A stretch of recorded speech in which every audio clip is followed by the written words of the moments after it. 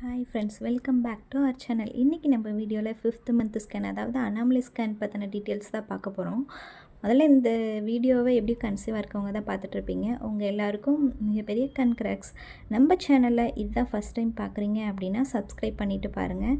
கூடவே பக்கத்தில் இருக்க பெல் ஐக்கானை கிளிக் பண்ணிக்கோங்க. அப்போ தான் நாங்கள் போடுற வீடியோ உங்களுக்கு நோட்டிஃபிகேஷனில் வந்துகிட்டே இருக்கும். இப்போ வாங்க வீடியோக்குள்ளே போகலாம். ஃபஸ்ட்டு 5th மந்த் ஸ்கேனில் என்னென்ன பார்ப்பாங்க அப்படின்னா, பேபியோட ஆர்கன்ஸ், அதாவது பேபியோட உறுப்புகள்லாம் எப்படி வளர்ந்துருக்கு அப்படின்றத பார்ப்பாங்க. அதாவது தலை, மூளைப்பகுதி, இருதய பகுதி, முதுகுத்தண்டு, கை, கால், கிட்னிஸ்லாம் எப்படி இருக்குது அப்படின்றதெல்லாம் பார்ப்பாங்க. இதோட பிளாசண்டாவோட பொசிஷன் எப்படி இருக்குது, சர்விக்ஸ் லென்த் எவ்வளோ இருக்குது, அப்புறம் பேபியோட ஹார்ட் ரேட் எவ்வளோ இருக்குது, பேபியோட வெயிட் எவ்வளோ இருக்குது அப்படின்றதெல்லாம் இந்த ஸ்கேனில் தான் பார்ப்போம். பேபிஸும் நம்மள மாதிரி தான் ஒவ்வொரு டைமும் ஒவ்வொரு பொசிஷன் மாறிக்கிட்டே இருப்பாங்க. அப்படி மூமெண்ட்ஸ் கொடுத்துட்டே இருக்கும்போது டாக்டரால் ஒரு பார்ட்ஸை பார்க்க முடியல அப்படின்னா கொஞ்சம் நேரம் வாக் பண்ணிவிட்டு கொஞ்சம் வெயிட் பண்ணிவிட்டு வாங்க அப்படின்னு சொல்லுவாங்க. அப்போ எதுவும் பயப்பட தேவையில்லை. இந்த ஸ்கேன் மேக்ஸிமம் 20 வீக்ஸில் எடுப்பாங்க.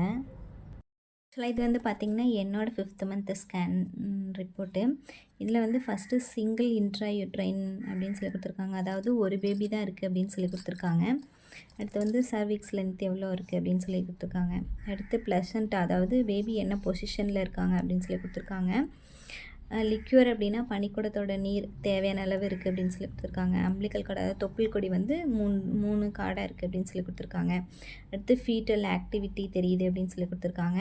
கார்டியாக் ஆக்டிவிட்டி நல்லா இருக்குன்னு சொல்லி கொடுத்துருக்காங்க. அடுத்து ஃபீட்டல் ஹார்ட் ரேட் எவ்வளோ இருக்குன்னு சொல்லி கொடுத்துருக்காங்க. இது என்ன அப்படின்னு பார்த்தீங்கன்னா, பேபியோட ஹெட்டோட அளவு, வயிற்றோட அளவு, காலோட அளவு, இது எல்லாத்தையும் கால்குலேட் பண்ணி தான் பேபியோட மொத்த வெயிட் எவ்வளோ இருக்குது அப்படின்னு சொல்லி கால்குலேட் பண்ணுவாங்க. அதெல்லாம் தனித்தனியாக கொடுத்துருக்காங்க. எந்தெந்த வாரத்துக்கான வளர்ச்சி இருக்குது அப்படின்னு சொல்லி கொடுத்துட்டு அது எல்லாத்தையும் மொத்தமாக கால்குலேட் பண்ணி பேபி எவ்வளோ கிராம்ஸ் இருக்காங்க அப்படின்னு சொல்லி கொடுத்துருக்காங்க.